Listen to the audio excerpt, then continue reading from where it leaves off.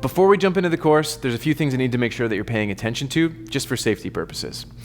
So one of the first things is bruising. A lot of people that are taking this course may be on any kind of blood clotting or blood thinning medication, or they might just bruise easily. So when you're going through any form of self-massage, there's a chance that you're going to be causing yourself some kind of bruising, whether you can see it or not. So if this describes you and that you have any kind of bruising changes or clotting or blood thinning changes, it's very important that you go very slowly. And if in doubt, please consult with your doctor before beginning this sort of thing. We're going to be going as gentle as we need to, but just be ready for that you're putting pressure into the body. So it can actually give you some form of bruising. Another thing that you want to be on the lookout for is osteoporosis. So generally you're going to know if you have it before you start this sort of course. And usually it's not going to be a big deal. But if you put way too much pressure onto things, that's when they can break. So there's not going to be many instances where that's the case, but there are going to be some times when we're using a ball and putting some pressure into ribs and collarbones and those sorts of things.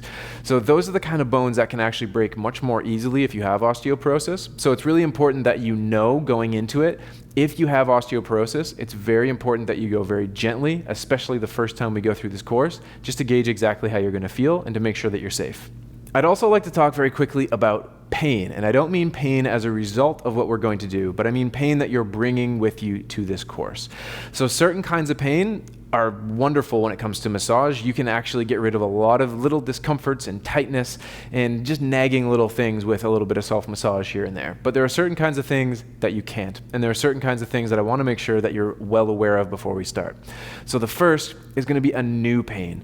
A lot of the time, pains can come and go on their own over time. So when you have a new pain and it shows up suddenly, a lot of the time there's a reason for it and it can take care of itself.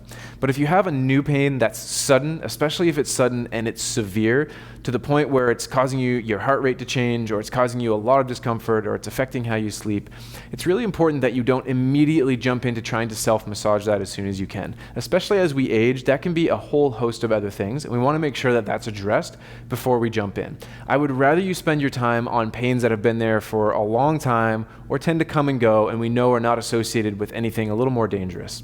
Something else you want to be wary of is areas that you have no feeling. A lot of us have experienced different kinds of injuries over our lifetime, whether from falls or car accidents or surgeries or whatever it might be. And some of these can result in areas of your skin and muscle and body that you have no feeling in. It's really important that the areas that you have no feeling, you go extremely gentle.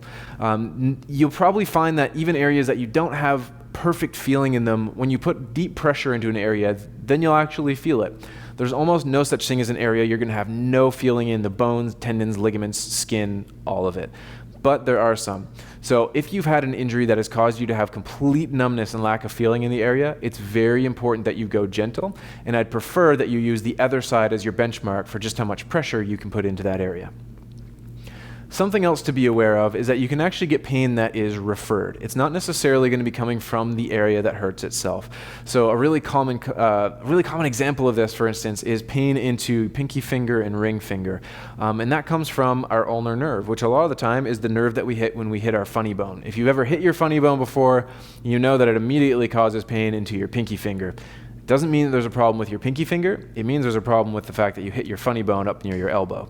So it's really important for you to know that just because the pain's not going away when you're massaging it doesn't mean that you need to go harder. It might actually mean that the pain is coming from somewhere else. And as long as you know that it's coming from somewhere else, it's entirely fine for you to massage that area. I just don't want you to continually go harder and go deeper in an attempt to get rid of it if it's not actually getting better with just soft pressure. Something else I want you to be on the lookout for are changes in other body symptoms. So by that, I mean a sudden gain in weight or a sudden loss in weight of 10 pounds or more within a month that you didn't intend to happen.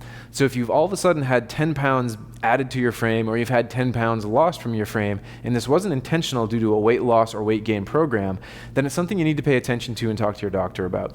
A lot of the time when we have a weight loss or a weight gain that comes on suddenly like that, it can be associated with other things. But if pain comes on at the same time as this, a lot of the time people will not connect the two.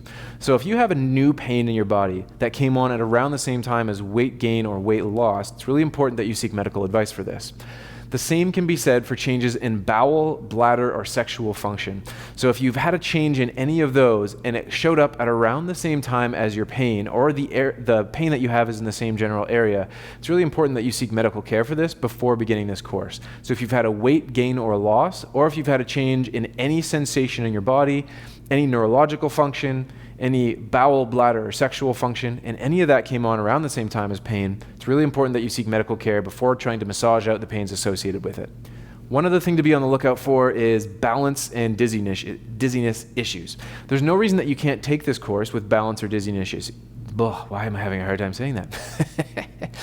There's no reason that you can't take this course with balance or dizziness issues, but what you need to be wary of is taking your time in between movements as we transition. So we might be going from seated to standing or from standing to seated, and if you've had balance or dizziness problems before, it's really important that you take your time to do that. So make sure that you hit pause and go slowly and hold on to things just to make sure that you're not going to have any kind of fall or you're not going to experience a large amount of discomfort just from going from the transition from one movement to another.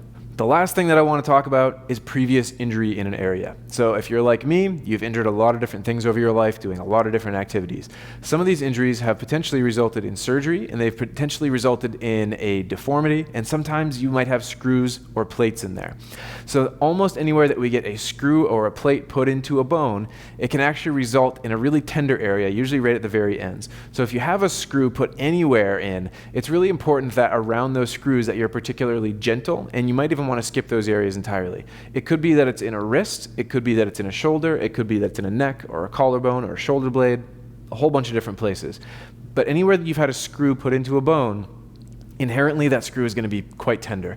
So it's really important that when we get to that area that you go very, very gentle on that area, and if you've had any kind of previous swelling or other issues in the area around the screw, skip that area entirely.